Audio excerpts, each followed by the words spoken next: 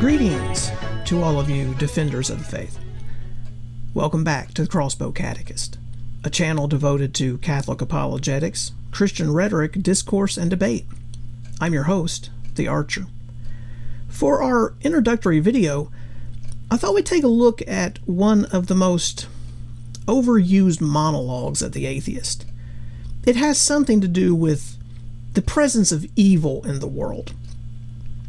Usually goes something like this. The atheist will say, I don't go in for all that God, church, or religion stuff. I mean, if God is supposed to be so loving, why does he allow so much evil in the world, like murderers, rapists, child abductors, Ted Bundy, Adolf Hitler, Why should I worship a God that allows that? So on and so forth, We've all heard these kind of glib, hyperbolic exchanges from atheists, perhaps at work or school or social media of some sort or another. The delivery can change slightly, but that's the general take. As delusional rants against God go, this one's pretty weak in my opinion. It's easily defeated, but atheists do seem to enjoy using it. So, and if, you're not ready, it can knock you off balance. So it's good to study and, be prepared. The existence of evil has always been an easy go-to for the non-believer. It's a straightforward track to memorize and is usually quite pithy in a conversation.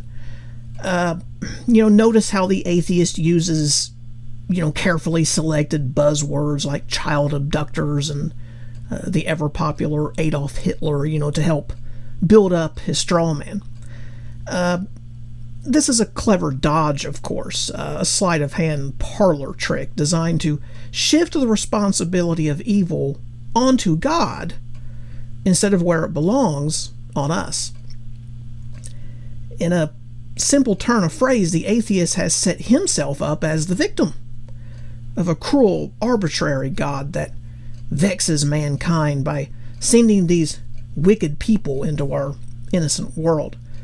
Of course, nothing could be further from the truth. God is not responsible for any of the evil in the world. Evil is the fruit of sin, not God. Certainly the non-believer does not like this truth because it prevents him from playing the victim, which is the underlying goal of most atheistic narratives.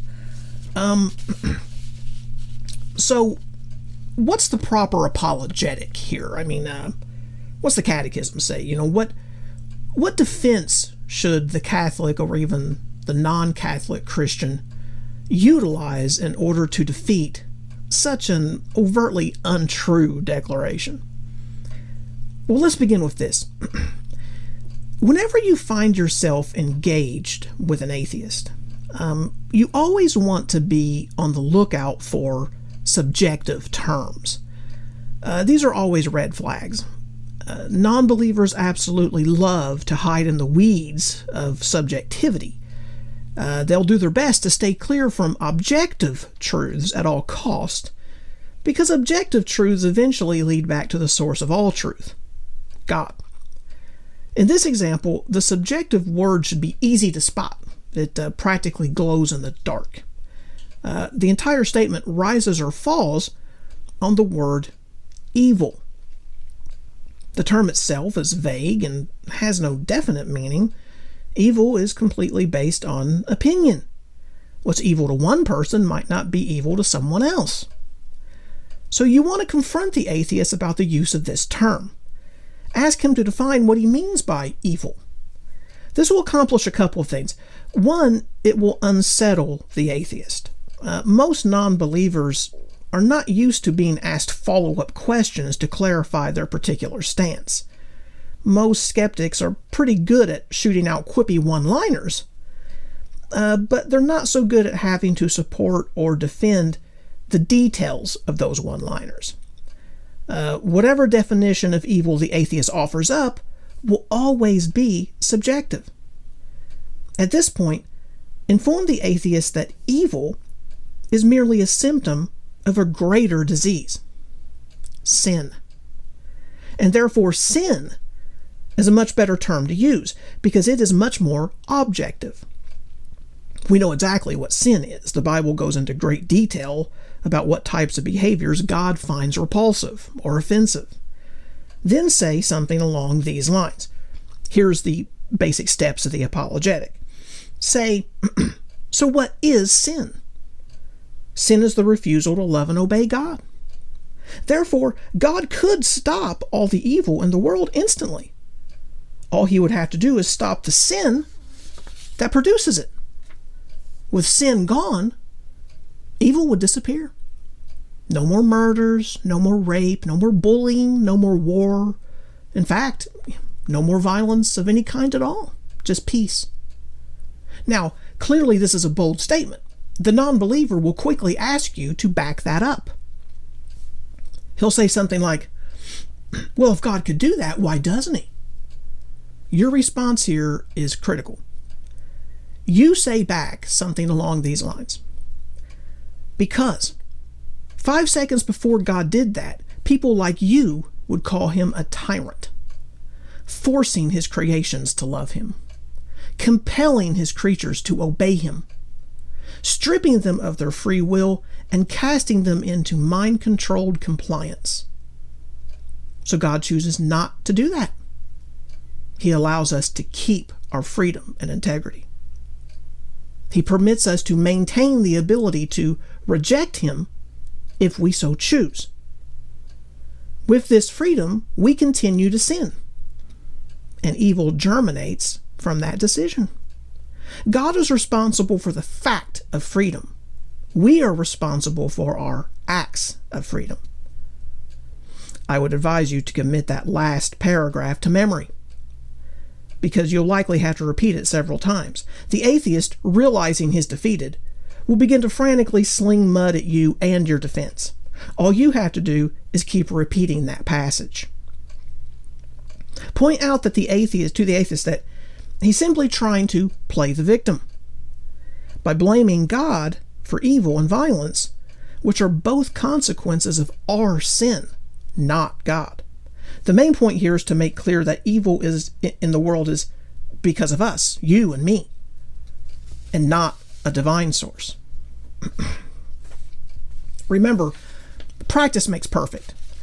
Once or twice a week, run this scenario through your mind as a bit of a mental exercise. Maybe driving to work, coming home from work.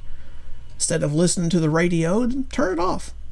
Run this scenario through your mind. Think of certain things the atheist might say back and then how to rebuke that. It's apologetics, like any art form, requires work, effort, repetition, skill development, all those things. There are many other, catechesis and apologetics to use in regard to the problem of evil, many other arrows to put in your quiver, and in time, I'm certain we'll touch on all of them. But for now, this is a good initial lesson to commit to memory. All right, let's jump to our J1Q, our Just One Question segment for today. Our J1Q comes from Marquise. Marquise says, hey Archer, just wondering what we should say when an atheist claims that if God is so perfect, how come his creation is so imperfect, like human beings? There are so many animals faster than us, stronger than us, with better vision, better hearing, and so forth. We're pretty imperfect compared to them. We're pretty imperfect for God to be so perfect. Okay. Thank you, Marquise, for the question. And as I always say, listen carefully to the quip of the atheist, because 9 times out of 10, you really don't even have to answer the question. Instead, you can simply just pick apart the quip itself, from a non-believer.